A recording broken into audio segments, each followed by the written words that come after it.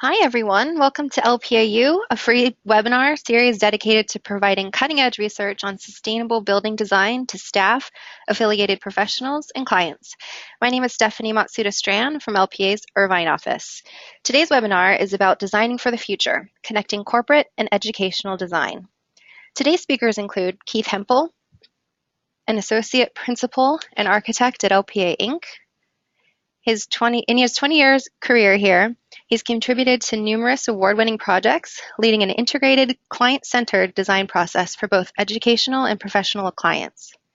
Kate Mraw, an associate and interior design director for LPA's Education Studio. She provides thoughtful leadership and design solutions in educational design strategies. With a focus on research-based design, her leadership has resulted in numerous awards for educational environments. And lastly, Kari, an associate and leader in LPA's Landscape Design Studio. With over 15 years' experience, Kari's leadership covers a diverse range of projects from educational to professional clients, with an emphasis on creating engaging environments that connect indoors to outdoors. Attendees of this live broadcast will receive AIA continuing education units. Today's learning objectives are how to explore universal, human-centered design can enrich lives for all ages, discuss the similarities between a variety of educational and corporate settings, identify how educational spaces are looking to workplace design for inspiration to better prepare students for life after school, and learn insights and tips for enhancing student and corporate life and wellness. There will be time for Q&A at the end of this presentation, so please submit questions through GoToWebinar or on Twitter using hashtag LPAU. And now I'll hand it off to Kate. Thank you, Stephanie.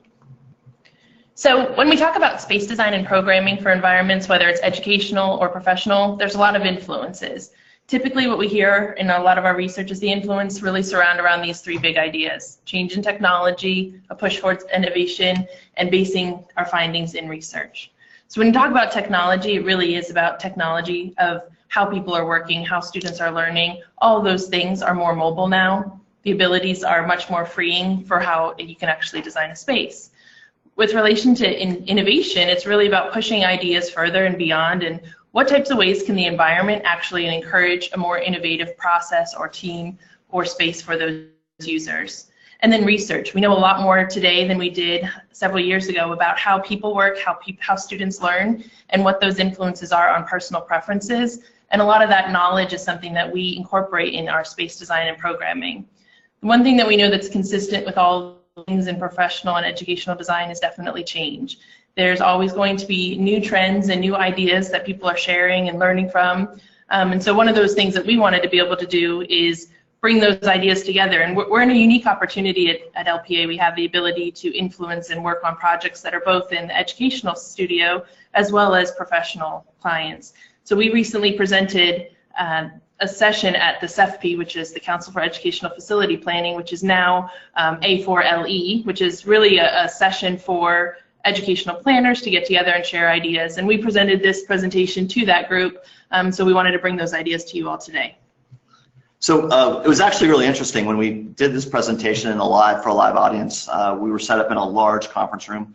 Everyone was sitting around tables, and we had paddles. One side said professional, the other side said education. We ran through a series of images, and we asked the audience to tell us what they thought of the image. Was it a professional space or was it an education space? And it was really interesting. We'll show you the exact same images we showed that audience, and consistently throughout, each image was a 50-50 split, because what we're seeing is this kind of merging and blending of educational and professional strategies in the design of spaces. So you obviously all don't have paddles for the next 8 slides, but we want you to think mentally, look at the image, and see if you think it's an educational space or professional space. And knowing that many of you are LPA attendees, you might be familiar with these projects. We apologize, you already know the answers, but for our guests out there who we're broadcasting live to, it's a fun little exercise. Right, so this first image is a space where you have a grand connection between 2 levels. There's obviously some collaboration area off to the end there in the distance. We took a strategy of taking all the people out of these images, but for those of you who know, you could probably assume that this is an education space. What was interesting is we actually had a lot of our clients or a lot of our attendees in the session thought that this space was a corporate environment. And in our professional design right now, we're doing a number of stadium stairs for social gathering and for all hands events. Yeah, let's take a look at the next one. Okay, so this space shows smaller scale huddle areas, or cubbies, as we refer to them sometimes. So this is actually a professional space. Now, I think you would very well or very much expect to see this in maybe a college student union or a high school library space, but this is actually a lobby of a professional office space in San Jose, California. Yep, and we've used this image in some of our programming and brainstorming sessions with educational clients as well to kind of get them around some ideas of what it might mean to have a open but collaborative small group session. So this image here is something that you might expect to find in your college or high school gymnasium campus, but it indeed is. It's professional space, yeah, exactly. And we'll be talking, a big portion of the presentation is based on active design and companies and professional environments looking to take care of their employees and provide them opportunities to be active, be fit, and this space is a perfect example of that.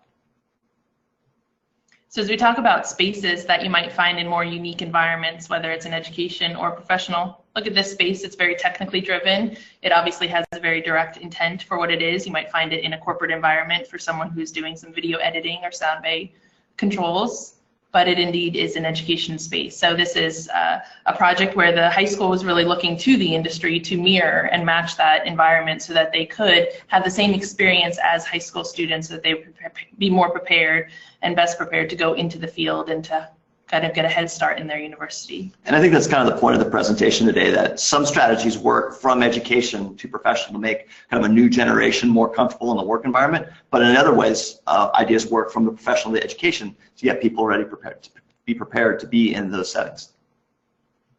Okay, next image, again, another fitness area. Could be a workout room, a training room for an athletics team or department, but it's actually another example of professional space that's been set aside for employees to be active, to take care of themselves, and provide that break away from the office. What we'll be talking about, again, in a professional setting today is that there's an extension going on to the work day. It's no longer 9 to 5. People are working, a bigger portion of their day, but maybe taking breaks throughout to kind of get away from the grind, if you would, of a work day. Absolutely. And much like the last image, there's really an importance about connecting to the outdoors. And as you can see in this particular one, having, whether it's a visual connection or a direct outdoor connection, it's really important. And what you'll find is that this is actually an educational space, and that theory that views to the exterior as a distraction is really becoming less and less of an issue. And you could find this on a corporate campus as well, as trying to connect the different buildings and the different scales of those spaces.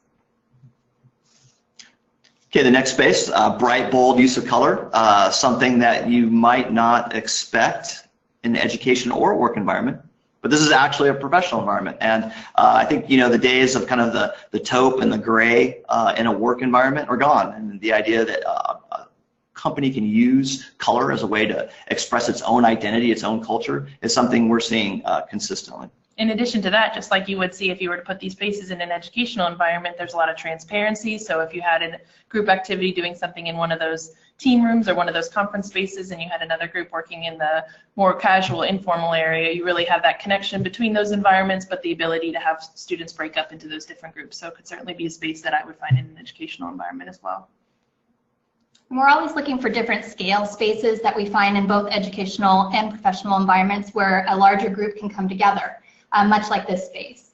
But what we'll find is that this is actually an educational space, and it has the flexibility with different types of furniture to have smaller group learning as well as large group gathering.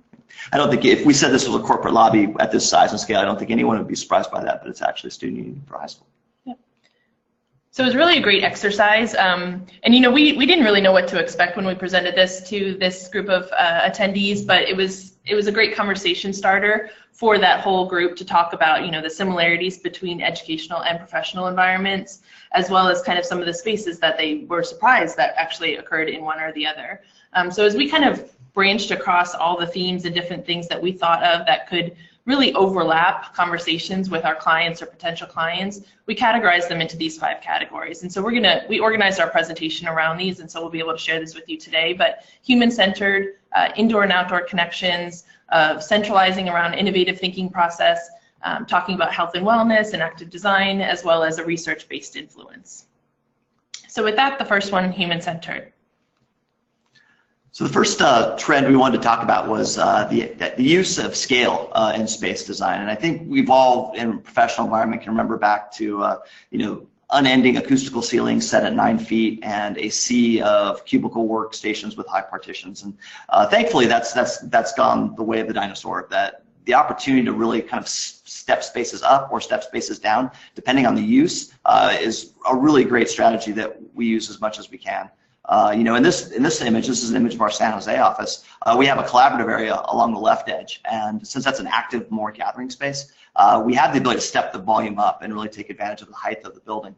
To the right, though, we have more focused where we can drop the ceiling, provide acoustical separation, also provide focused lighting that gives the worker, an occupant, the ability to focus and really pay attention to what they have in front of them.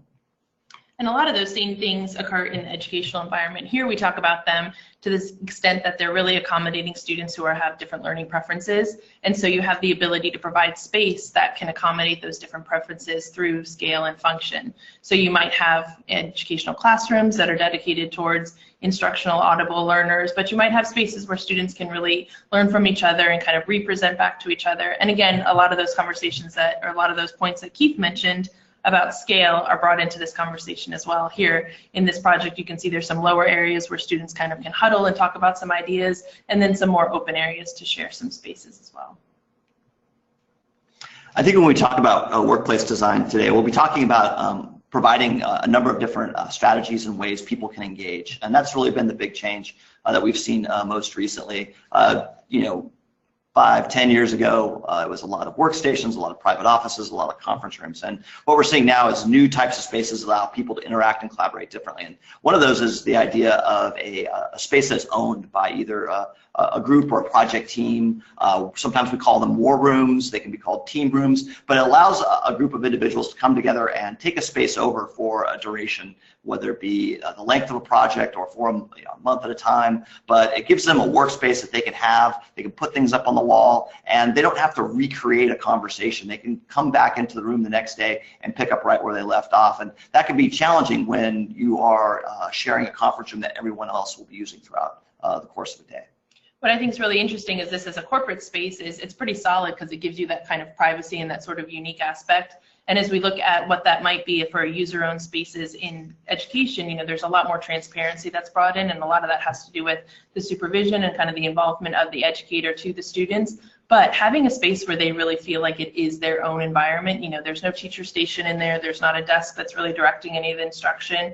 It's a space for them to go and do their own individual or group teamwork, to come up with ideas together. They're really close to all those connected classroom spaces. So this is something that we're seeing a lot more of in educational environments, is incorporating, whether it's a think tank, as you can see on this one, or a team room, and kind of borrowing some square footage from the classroom or from some of the circulation space to be able to provide these dedicated areas where students really can go and work independently with themselves.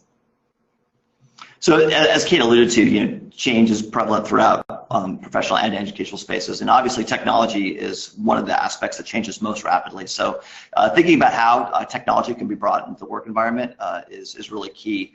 The image you see here, what we're showing is high kind of bar height setting tables. You can see kind of how underneath that work surface there's the ability to plug in, charge a device, maybe access network, either through a hard connection or through Wi-Fi. But thinking about how workspaces are becoming smaller and more larger gathering spaces like this one are getting more and more space allocated to them in a program.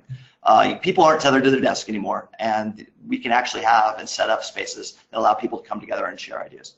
And that can even extend to the exterior in terms of technology and bringing opportunities for those same spaces to occur outside by bringing power and lighting to the outdoors. So what's great about that is because the technology is keeping up and because you have the ability to now work in any kind of different environment, we're actually seeing some spaces that were typically had traditionally been programming, whether it was a computer lab or the amount of technology that might have gone into a library space at a school campus, really doesn't have that much of a priority any longer, because now the computer lab is anywhere you are. So you can bring that technology to your environment. So here students might be in a STEM or an engineering classroom, but they can also have that technology to be able to resource that data and reference material that they might need to at any point in the day.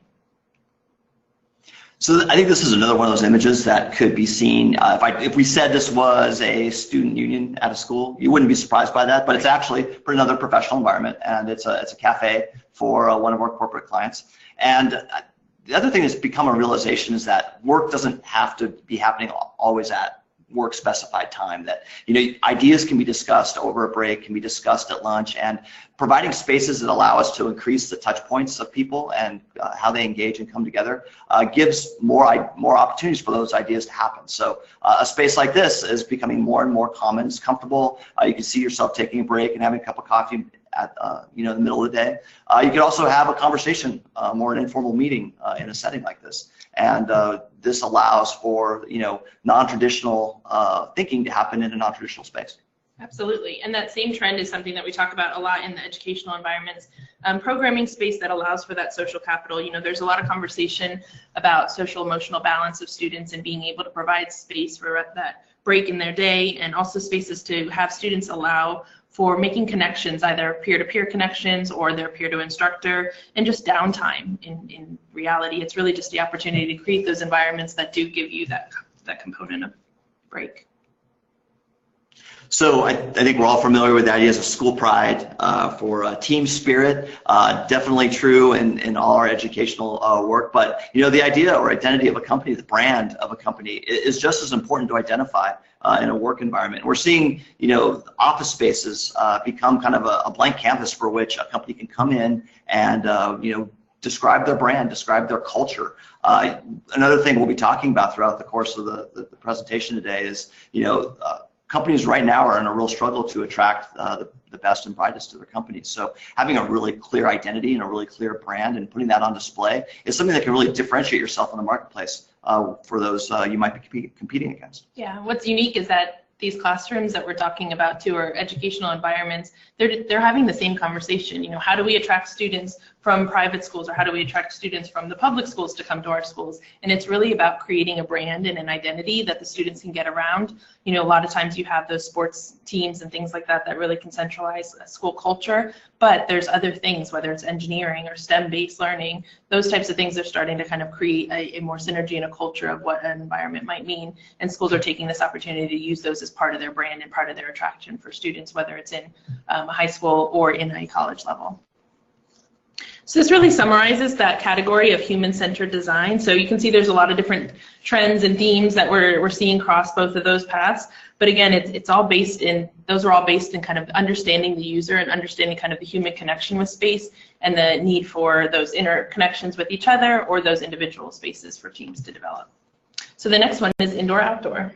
So one of the things that we're starting to see, especially with outdoor spaces in our milder climates, is the ability to start programming those spaces. A lot of the times in the past, the outdoors was more about, a space that you passed through or you maybe paused in. It was landscape, and it was more about beautification of that space. And what we're starting to find is that we have the ability to take those spaces and make them usable spaces for socializing and gathering, or really an outdoor teaching space. So something like this was really the opportunity to take advantage of square footage that maybe was underutilized, and programming that area for something that could be really an extension of that office space. And the same goes for anything that's educational. The opportunity to also bring outdoors in. This is actually a higher ed facility in which we were taking cues from the outdoors in an indoor environment, and really, again, making it flexible and usable space, but connecting to the outdoors. And it really starts to blur the lines between the two. So you don't really have this hard edge between inside and outside, but really blurring those two lines. It's also given us an advantage to challenge the way we're thinking about how and what we're building on the interiors. I think we have opportunities now to start thinking about what that program space is, whether it's dining space or collaboration zones or conference rooms. Those things can actually start to occur on the outdoors. And it's really also the opportunity to think about, as Keith had mentioned, that work or school day. Sometimes it's not just during the days, it can take us into evenings. And so those are opportunities to also program the outdoors into the night. And also thinking with educational spaces as an extension of the classroom. Something like this, it's an outdoor reading room. It's something that maybe would have typically occurred in a library or in a corner within a classroom space. This can double as outdoor gathering space for the students, a place to play, an outdoor reading room. Really looking at ideas of how to maybe shrink that square footage that would typically be interior and become an outdoor space. Yeah, and this also connects a lot to that research that we're talking about a lot, which is really the benefits of, the nature on individual users and their experience in space. So I think it's really exciting. Yeah, and much of what we're talking about too with exterior connections, sometimes it's not physically connecting. In this particular image, we have the ability to have roll-up doors, to be able to come directly outside. But one of the trends we're seeing with office spaces is the ability to have more of an open work environment. And that really gave us the opportunity in this particular situation to have more direct connections for those users to come outdoors. And we're really finding that it's important to have it closely related to those spaces so that there is the ability to come outside. In a typical work environment, or traditional work environment, I should say, you would expect the perimeter of a building to be lined with offices and conference rooms. And now with kind of the move towards open office space, it frees up the building perimeter to allow us to put larger format openings in that can really provide a really strong connection to landscape spaces and outdoor spaces. And then like in school environments, I think a lot of that connection to the outdoors in the past, it's been about, oh, will that be a distraction for the students? Do we really want to have floor to ceiling glazing? Because, our ninth graders are going to be easily distracted from what's being taught in the class, and what they're finding, as Kate mentioned, that need to have a visual connection to the outdoors and maybe even a physical connection with natural ventilation and other aspects of lighting, daylighting. It's really becoming important to that educational environment. So these really summarize a lot of those kind of things that you already know but are best practices, but things that we're seeing not only us bringing to the clients, but really the clients also bringing to us about some ideas that they want. So it's just really good for us to kind of cover those again and talk about what those ideas might be. This is a category where there's some more unique aspects of what we're seeing in programming and space design, and that centralizes around innovative thinking. Yeah, when we talk about professional environments, what these next series of slides will talk about is kind of bringing people together at a number of different scales. And this first idea talks about, and we've alluded to it already, is the idea that instead of being tied to your workstation and working individually, that we need to provide opportunities for teams and groups of people to come together and share ideas. And so, settings like this, where you can see much smaller workstations set aside for individual focus and larger, active, more collaborative areas, being part of the program is a really strong trend we're seeing throughout. And similarly, if you think about a traditional learning environment, you might picture individual or paired desks that kind of stack next to classroom next to each other. In this image, you can see a lot of that really looking towards how do we bring conversations together and how do we have students making eye contact with each other, and the instructor station doesn't necessarily become a front of the wall. You can also see there's a lot of zones in this area, as we kind of talked about in some of our early categories, but it's about bringing those ideas together and having students be able to interact, and the types of furniture that we're able to now talk about bringing into educational environments is really more unique and more centralized around that innovative ideas that you get from people sharing conversations together. Yeah, I think too the furniture is a great point, that there's been a lot of innovative thought put into how furniture is used in professional and educational environments, and it allows spaces to be much more flexible and used in a variety of different ways. So the next idea, more perspectives, gives more insight, kind of steps up a scale, where the previous slide we talked about kind of project teams coming together. There's also this idea that I think traditionally you would think of a corporation with multiple departments, one department per floor separated from each other. What we're seeing now is kind of the merging of disciplines, and our own offices at LPA being a perfect example of that. The idea that you're co-located with other team members from other disciplines, and you have these opportunities to create spaces between them where teams can come together, share ideas, and kind of create an opportunity for cross-pollination. Yeah, absolutely. And that conversation is happening in education as well, with more perspectives, giving more insight, being able to combine programs that wouldn't typically or traditionally have been adjacent to each other, whether it's a middle or high school level where your math and science and engineering classes are adjacent to each other, or in a college or higher education campus where you might have traditionally had a math building or a building designated to one department or one discipline that really is looking at how do we kind of combine these two things to be able to create more synergy and more conversations that become more relevant, and so then the students can get more of a real world connection with some of those ideas and conversations that they're learning in their educational. So through, sliding glass doors, garage openings is part of the kind of internal connections, but there's also going to be larger strategies that you can look at from a planning and programming aspect. And that really connects into more of a unique aspect as well, as focused into that STEM or STEAM, talking about science, technology, engineering, and math. And it really kind of started to change the conversation about not just the space that was dedicated for that instruction, but additional space that could be added to the program where you could come together and share those and start to build projects together and build ideas together as well. And so bringing in, whether it's maker spaces or fab labs or engineering spaces that really do become an additive component to the educational curriculum as well as to the educational program. So you might not have coursework dedicated or scheduled in these spaces, but it's a substantial space that's allowable for that kind of unique aspect. And we'll see these obviously throughout different educational scales of space, as well as some of our civic and library type spaces. And I think that's more of a unique aspect that we're looking at bringing more to. So going back to professional environments, stepping up even a larger scale, we talked about project teams, we talked about disciplines or departments within a company. This is actually an image that's that doesn't reside in one company. It's actually a common space in the lobby of an office tower. And what the owner of the building realized was that there was great value in the idea that people from other companies actually could get benefit and gain from interaction with each other, and that ideas, some of the more innovative ideas actually come when people from different backgrounds come together and have a conversation. So the opportunity here provides, a break from the day, coming back from lunch, maybe coming early to a meeting and prepping and having the opportunity to have a conversation and being able to share an idea really quickly before moving on to the next step in your day.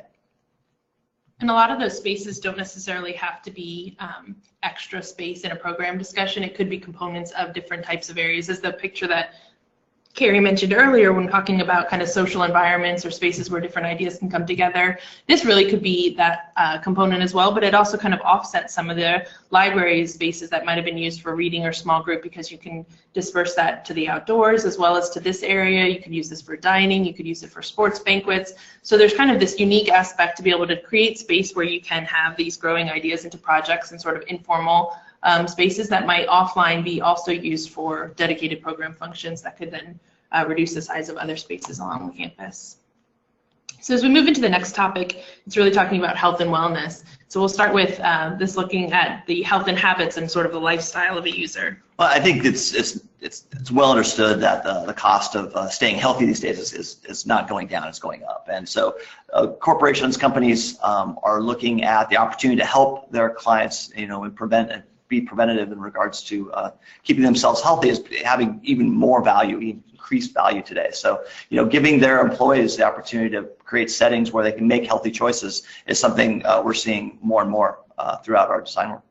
And as we move from kind of the traditional speed lines in educational work of food service and mirror what you might see in the higher education as well as the corporate professional environments, really providing those choices to students, and so having a better ability to allow them to make healthy decisions when they're talking about their food service. We also have been incorporating kiosks spread throughout the campus, so that's another aspect of really bringing the food to where the students are and not just making it sort of a factory-driven kind of process-oriented type of service. So more cafe, less cafeteria, so you can also use it as a dining lounge or an activity center for students as well. And in that image too, you could show that as a corporate facility and you would not be surprised by that.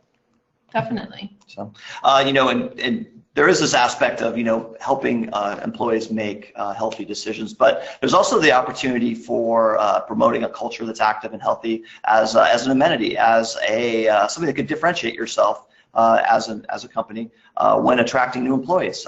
Showing amenities like this gymnasium that employees have access to and can use is something that maybe could push a prospective employee in your direction. So it is something that we're seeing more and more of, not only for the benefit of employees, but also as an aspect of attraction and retention. And that we're even finding in higher ed facilities a lot. This is actually a college in which these amenities not only create that physical fitness ability throughout the day, but keep students being able to stay on campus all day too by giving those additive qualities to their campus life.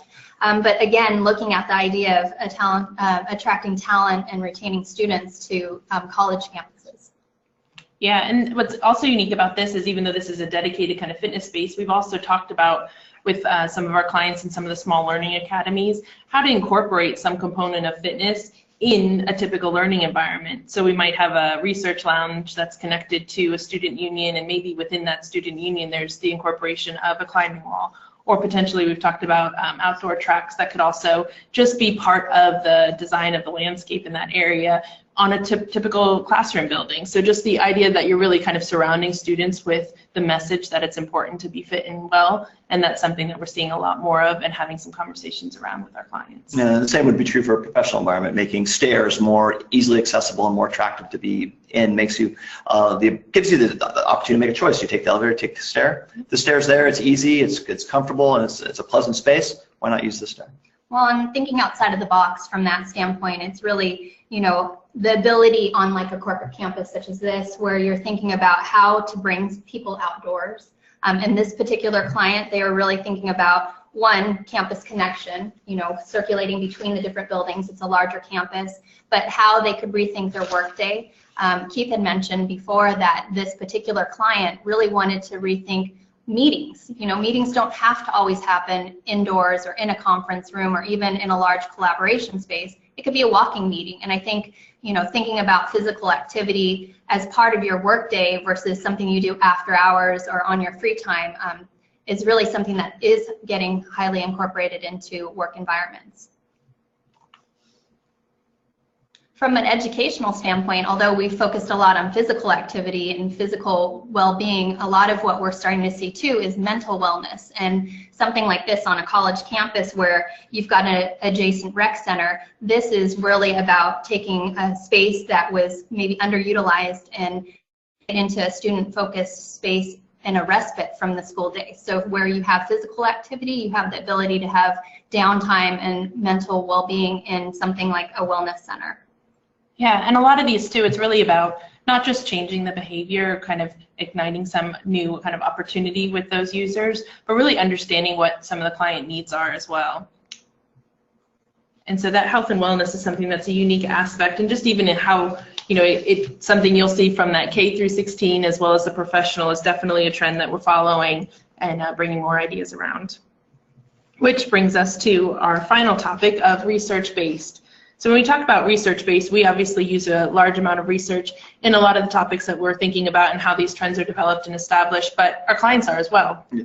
So you know, I think as designers, what we're finding is that kind of standard rules of thumb, you know, rules that we would have relied to and spread across multiple projects are really falling by the wayside, because what we're being asked by our clients and what is expected of us from our clients is to really tailor their spaces and their designs to them and really create an opportunity to put their brand, to put their culture on display. And so the idea that, you know, workstations laid out over a grid, that has really transformed and changed into something that is, you know, every design is different, every design is unique, and it gives us the opportunity to really put the values of our clients out there for display when they're talking to their employees, when they're trying to attract and retain their work staff. Yeah. What we find too is a lot of clients, particularly in the education studio, don't necessarily know how to get there or what their brand might be as a school or as a learning environment. So it's really about kind of helping them through that process and going through some design thinking exercises or mind mapping or really, you know, designing experiences so that you can help develop those. One other thing I wanted to say about that too is that what we're also seeing from our clients is they're becoming much more engaged in the design process. And whereas before we would talk about ideas and strategies that would be used in the design of their space, we're actually have our clients asking us for, you know, that's great, that's really interesting, I'd like to learn more about that. Do you have research or data to back up, you know, the ideas that you're putting forth in your design? So, you know, the idea of being comfortable and familiar with research is becoming more and more a part of what we do as designers. Yeah, and that's not too unlike what students are being asked to do as well, as they really embark on doing more project-based learning or relevant real-world thinking, they're being asked to solve problems that they have to do research around. It's not just about reading some material and then being tested on that information. So they need space to be able to do those design thinking. A lot of curriculum is focused around design thinking or mind mapping. So creating environments that support that type of activity and that type of culture is really something that we're talking about. So here you can even see just in the circulation pathway some space for students to kind of have an impromptu session where they can break out and mind map. Here they're doing some diagrams about adjacencies.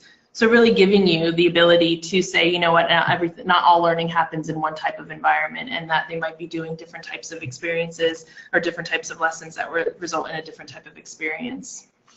So the next two slides actually talk about bringing educational spaces into professional environments, and the idea that learning doesn't stop after you get out of school, and professional learning is becoming something that's becoming more and more part of the programs we're seeing on a professional design level. Not every space is a large training room like this, but what facilities like this do show employees, do show staff, do show prospective employees is that the company that you're employed with or you're considering employment with is making an investment in you, and that they are preparing to help you grow as a professional, whatever field you may be in. So it is a great opportunity to grow the capabilities of your staff, but also, put that on display that that's an important part of your corporate culture.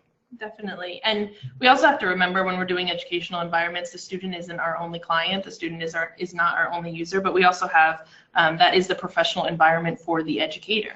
And so what is the amenities that might be provided? So like our own office, where we have spaces that we can come together and kind of brainstorm and work on projects or work on kind of ideas where we might cross-pollinate different approaches. Having space as a professional learning environment for the educators on campus might be something that is an important conversation to have with our clients. Now, we tend to see those conversations go different ways. Sometimes it might be about providing a space to do that that's more unique and kind of off the grid from the student access. Sometimes it's a space that can actually have dual function. How can this be a professional learning environment as well as a student space on other off areas? So it's really important to just have that conversation with your clients about, educational spaces. How do you do professional learning on campus? Do you do that in a off-site facility, or would there be a component to be able to incorporate within this project?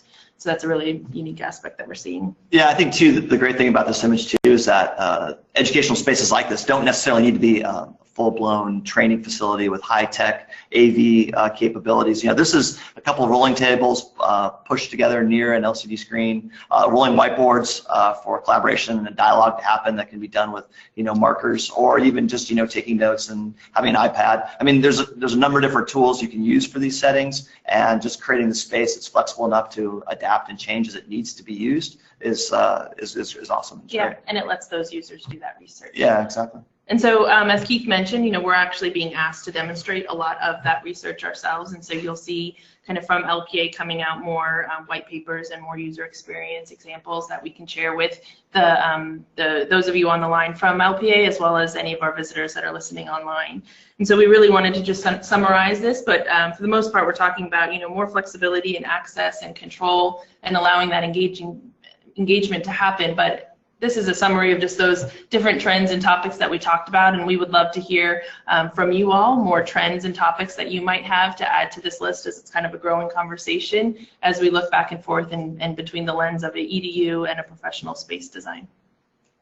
So thank you. Wow, thank you guys so much. That was amazing. We do have a handful of questions for you. Any of the three of you, go ahead and feel free to field those. And if anybody has any additional questions, please feel free to submit those on GoToMeeting or Twitter. So the first question, can you speak to the importance that proper acoustics play in both professional and educational environments?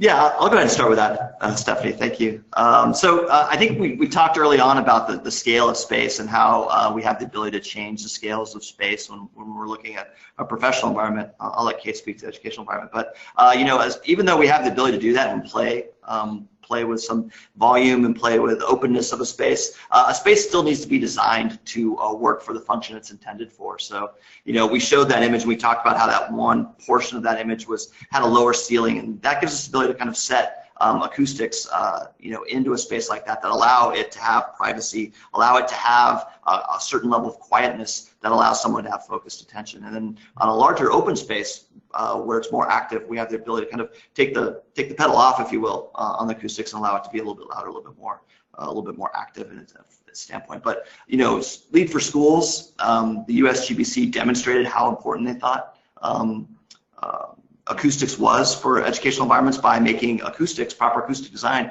a prerequisite. Now, that prerequisite doesn't exist in professional environments, but I would argue that it should, because being able to have a space do what it's intended to do is really important. And how you hear speech and hear audio is really critical to that being successful. Yeah, everything Keith's saying is definitely summarizes it, Stephanie, for the question. There's a lot of focus on acoustical conversations. We definitely have some more information that we can provide anyone on that, but it's really something that should be part of the conversation from day one about understanding what your client's expectations are of the space, as well as how you can achieve those with some other things. There might be a desire to have an exposed ceiling. Maybe it's because of the volume, maybe it's because of the nature of wanting to use the structure of the building as a teaching tool, but then being able to offset that with the right acoustical balance. So bringing in an expert to really kind of have that conversation together is something that we think is a very important aspect of it. Yeah, I think balance is absolutely the right word there, because we came out of this culture where everyone was in a private office, everyone was in a high-walled workstation, and it's almost like the pendulum for a little bit swung too far, and we went way open and really kind of disregarded privacy and acoustical separation. So now I think what we're starting to see is the importance of finding balance, that you do want to have open environments that are more collaborative, but you also need those spaces to function acoustically. Yeah, absolutely. So I have a second question here. What ways can innovative spaces be incorporated into the outdoors? I'll take that one. I think what we're finding a lot with the interior spaces, in terms of what both Keith and Kate spoke to about flexibility, different scale of spaces, those we're finding both in outdoor professional environments as well as schools. I think with schools, you're looking for something that can be directly connected to the classroom from a visibility standpoint. When you're sending students outdoors, they still have the responsibility of being part of the classroom, but being able to provide different scale spaces for different size collaboration, that's super important. And the same thing about furniture and flexibility. We would like to see that happening in the outdoors, both professionally and educational spaces. But the ability to also have technology outdoors, power, lighting to bring some of those spaces into the evening, as well as writable surfaces. We're finding that the opportunities to be able to bring those meetings outdoors or those classroom environment outdoors is really part of that innovation. Yeah, it's been really interesting actually, because I think where we're all used to seeing an interior program, so many rooms, so many sizes, so many workstations, so many classrooms, whatever it might be, we're actually starting to see those. We're actually starting to develop those documents for ourselves for exterior spaces. Yeah. How many outdoor conference rooms, how many dining tables and chairs, opportunities for social gathering, outdoor work environments, just social, small informal gathering. All those are being programmed into outdoor space, whereas before it was just space that was left over. Yeah, and I think we're even finding from clients, they're asking for quantities too. They're wanting to know, how many people can I gather in this space? Where can I have a big, large event? Where can I have a small classroom? Many of those questions are coming up that would have typically been more of an interior space question. Okay, great. Next question, when you're starting a new project with a client, how do you go about educating or introducing these ideas into the design? So we think it's really important to have a programming phase where you really can go through these concepts and ideas with your clients. So if anyone is kind of a new client out there thinking about these things, it's important to kind of understand the different opportunities, but to really tie that back to what they're trying to achieve, whether it's from a brand or a corporate workflow, or from an educational curriculum aspect, or different type of learning styles that they're trying to incorporate within their learning. So not just moving into schematic design and talking about what those design strategies are, but doing that in parallel with a programming exercise where you really can confirm what some of the ideas are, gives us the opportunity to share these different conversations. And obviously, if anyone is curious from LPA, we could certainly share this presentation with you all and kind of tailor it to a unique need that might be occurring within your client. Yeah, I think too that programming phase is really important, because it allows kind of the client and the design team to kind of set the expectations and set a kind of an even playing field. Because, you know, I say flexible to a client, and client says flexible to me. We could have very different understanding of what that word actually means and what the expectation of that word is. So the programming phase actually lets us have those conversations very early on. So when we do launch into conceptual or schematic design, we're all starting kind of on the same page. Yeah, and you could have an understanding, a better understanding of what you're building and what you're not building. As Kari's talked about with some of those outside spaces, you know, you might actually be able to reduce the building footprint. And what's been beneficial too is having the different disciplines in that programming phase, whether it's architecture, interiors, landscape, engineering, to participate in that programming phase so that we can get all those ideas on the table that would be influenced by those different disciplines. Yeah, proper lighting of an exterior space, critical, right? Having the idea of thinking about if acoustic is an important aspect of the project, mechanical engineering team needs to be a huge part of that conversation. So definitely having those conversations early with an integrated team is a huge, huge plus. I think a lot of these ideas that we shared with you all today are talking about how to design experiences. You know, we didn't focus a lot on the actual space design about particularly what was on the glass or the light or the ceiling or the flooring, but really what's the experience that you're able to create. And so these categories kind of central around that. And so a programming phase or anything else that you can do throughout the whole design process that really brings these ideas to the table is something that we definitely recommend and leave you with. Excuse me, there's one last question. I'm going to try to paraphrase, but essentially we're asking here, how do we sort of separate the needs of Generation Z from those of millennials, assuming that they're very different in nature, when all of our office spaces are currently sort of being designed for millennials? So I think it's really important to understand that you're probably going to have a range of users. So that could be something that you're talking about with a more of a flexible approach where you're starting to kind of acknowledge that you might have millennials or other generations prior to that, and then have Generation Z coming in through those pieces as well. And so the best way to understand that is to really talk to them.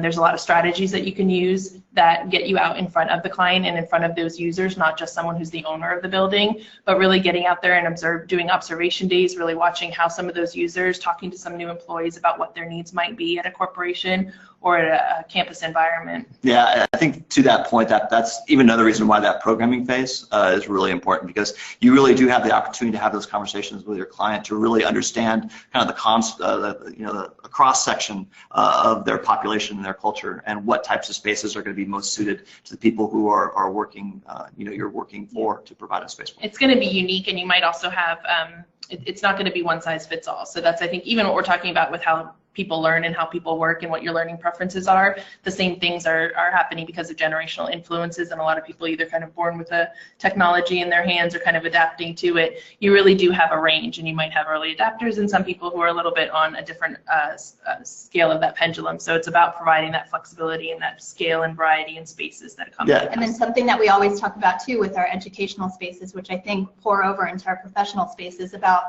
with that flexibility, it's future-ready spaces, so that it can bring us into the future in terms of the users and how those spaces will, maybe evolve into something different. So thinking about how that space gives you that flexibility to change as you move into the next generations. Yeah, that's great.